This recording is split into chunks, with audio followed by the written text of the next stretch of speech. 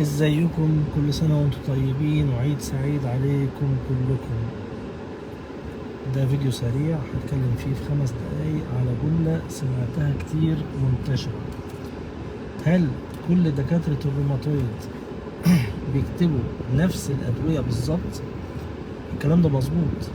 أدوية الروماتويد أنا قلت لكم قبل كده إن هم عددهم 4، ما هماش 20 دواء. الأدوية العادية خلاص، يعني كل الناس عارفة إن الدواء الأساسي للروماتويد هو الميثوتريكسيت حقن أو الدواء التاني يا افارا يا ابيتويد يا ارسفري يا حاجة كده. الدواء التالت بلاكونيل او هيدروكين.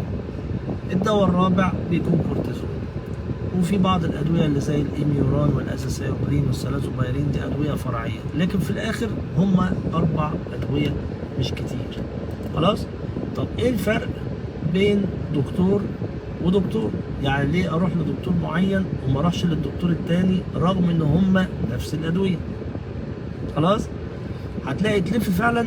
وانا لما بيجي لي حد لف على 3 دكاتره روماتويد وانا الرابع، بقول له بص، هم نفس الادويه اللي كل الناس هتكتبها لك.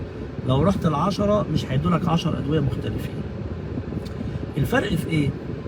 اولا انت لو رحت للدكتور عادي اي تخصص تاني، نسا، عظام، بطن وروماتويد، خد يا عم ميثوتريكسيت، خد يا عم افار، خلص، سهله. لكن هي القصه مش كده. القصه اولا هل ده روماتويد صح ولا مش روماتويد مظبوط؟ لان التحليل مش هو اللي بيحسم الموضوع. يعني مش بنعمل تحليل الروماتويد نعرف ان ده عنده روماتويد. في حد عنده التحليل ايجابي وهو ما عندوش المرض، وفي حد عنده التحليل سلبي واحنا بنقول له انت عندك روماتويد، وبروح ل10 دكاتره يقولوا له انت عندك روماتويد رغم ان التحليل سلبي.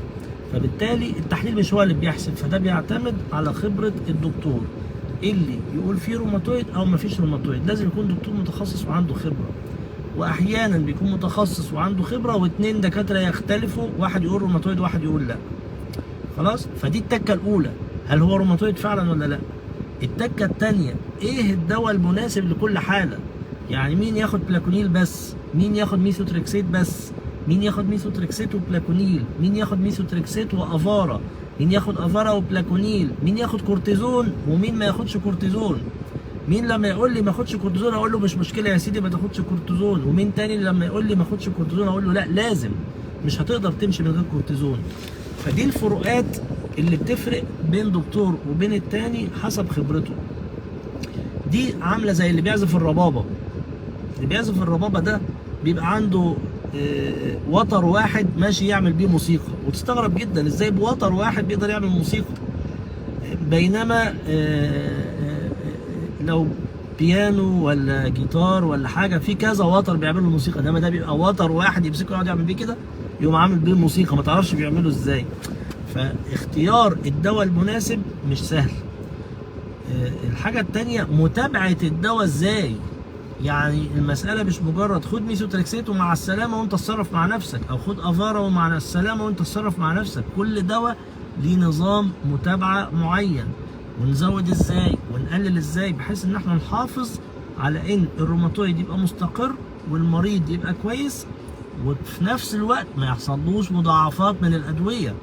نبقى عارفين ان عينه تبقى سليمه، وان الكبد يبقى سليم، وان الكلى تبقى سليمه، ويبقى الدم يبقى سليم. ولو ما عملناش حاجه، لو احنا بندي الدواء يوقف الروماتويد ويضر حاجه تانيه، احنا ما عملناش حاجه. فدي الفرق بين دكتور والتاني، في انك تدي الدواء المناسب للمريض المناسب. انا عندي 4 اسلحه، عندي مسدس وعندي رشاش وعندي مضرب دبان وعندي بخاخه. اما يدخل لي حرامي مش هضربه بمضرب الدبان، لازم يتضرب بالرشاش.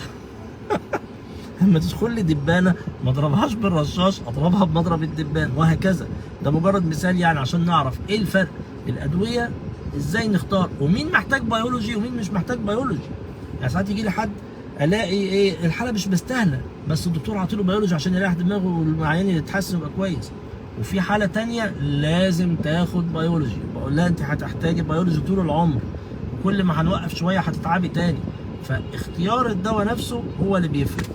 المهم انا حبيت اعيد عليكم واقول لكم كل سنه وانتم طيبين، واقول لكم المعضله الصغيره دي، ان سمعت ناس تقول ما انا رحت للدكاتره، الدكتور ده زي الدكتور ده زي الدكتور ده، نفس الدواء. هي فعلا نفس الدواء، لكن الاختيار يكون ازاي؟ والتشخيص يكون ازاي. وانت نفسك كمريض روماتويد لو عندك الخبره بقالك 10 سنين، وانا معظم العيانين اللي عندي كده بيبقوا عارفين بعد 10 سنين هم الادويه اللي بمشي عليها بقى بانتظام، خلاص مستقر عليها كذا، وبتابع بالتحاليل، طول ما التحاليل كويس وانت كويس يبقى الدواء ده كويس وتكمل عليه. خلاص اشوفكم على خير، ويا رب تكونوا مبسوطين ومحدش يتقل في الاكل في العيد، ونبعد عن الحاجات اللي فيها مقليات كتير وسكريات كتير، عشان اكتر حاجه بتنشط الامراض المناعيه هي اللي فيها مقليات كتير وسكريات كتير وزيوت كتير ودهون كتير. واشوفكم على خير ان شاء الله. كل سنه وانتم طيبين. مع السلامه.